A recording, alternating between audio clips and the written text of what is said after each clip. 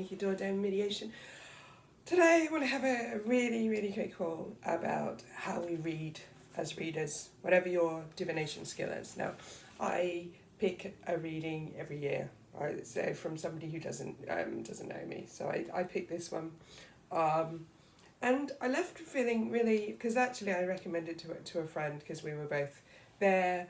I thought I'd get an old-fashioned reading. It was meant to be palmistry, tarot, and crystal ball. Yeah, love a crystal ball. I have one. Never really use it. In fact, it's here. I don't use it for scrying, but it's good for healing, holding energy, and because it's got these little inclusions, it just spreads the healing energy around.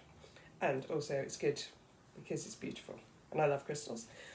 Now, I was disappointed in a number of count, but it also made me kind of reaffirm the reason why I do certain things in my readings.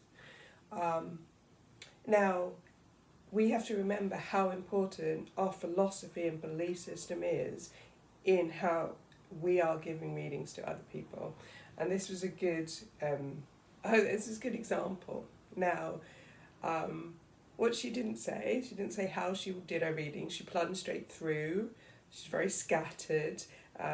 She didn't actually say what was part of the reading and what was her advice or projection or tainting of that reading. So if you're giving something that's your personal experience or your personal belief system, you then have to express that as different from the information being given to you.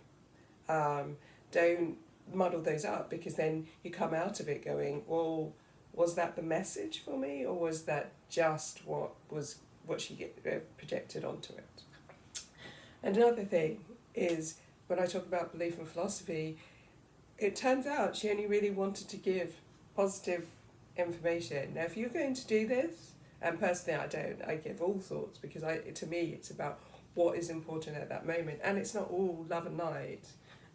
It's not all kind of rainbows and unicorns.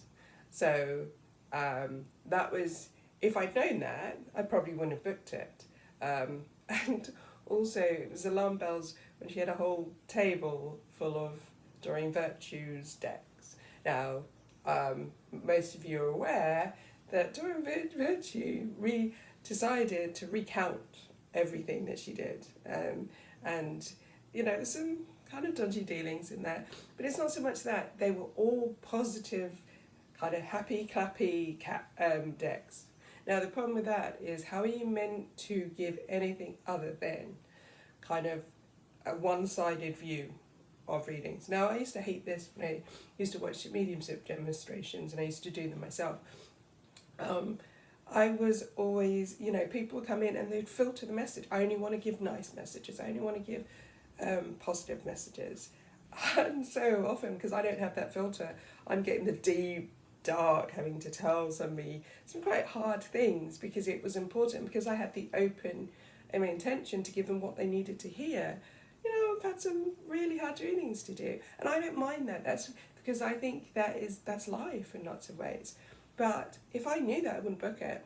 If I knew she was going to be that way, I wouldn't book it, because to me that's not what blends with my philosophy, and it wasn't what I was looking for. So it's really important that you're clear with your customers what kind of service you're going to give them. Have a structure to the reading so they know what's going to happen. They know, especially I took someone who didn't know how the reading was going to go, and she didn't take any questions at the beginning to understand or tell how you were reading, so it left her really confused as to how to go forward. And also, some of the messages she gave were confusing, because I got the message that she was meaning to give, but she gave it in such a confusing way. It was just a little bit ambiguous at the time. So you then can't kind of take, I'm quite good, it resonates what's meant to hit and what's not meant to hit. But if you aren't kind of in the sphere, how are you meant to know? So just think about how you're reading, and think about what the customer needs to make an informed decision and to choose you if they want to. Because it's just no good saying, I do this, and then not actually delivering what you say you're going to do.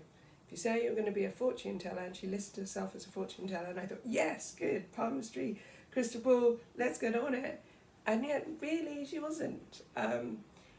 Some of it she tried to do coaching, some of it she kind of dived in and out. Some of it she had flashes of brilliance. But it reminds me sometimes also of people who've been doing it so long that they've actually they've dropped a lot of their links. They're not as connected, and I think that happens. You can get jaded by doing this for a long term, and especially if you're surviving on it, because sometimes just doing readings is not going to pay all the bills, and I think that then flows on to your readings as well.